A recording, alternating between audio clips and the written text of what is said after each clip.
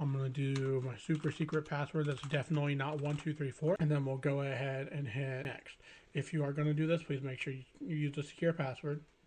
You do not want people getting in your system. So next you're going to be able to choose which theme you want. I know for me, because of eye strain, I typically go with the dark theme. This looks way simpler, a lot nicer. It doesn't hurt my eyes as much. And you get to choose your color. I'm going to go with blue because I really like blue. We'll go ahead and do next. Now we're going to let it install. What I'll do here is I will let you see the whole process, but I'm going to go ahead and speed it up after the fact and have it go 10, 20, 30 times as fast.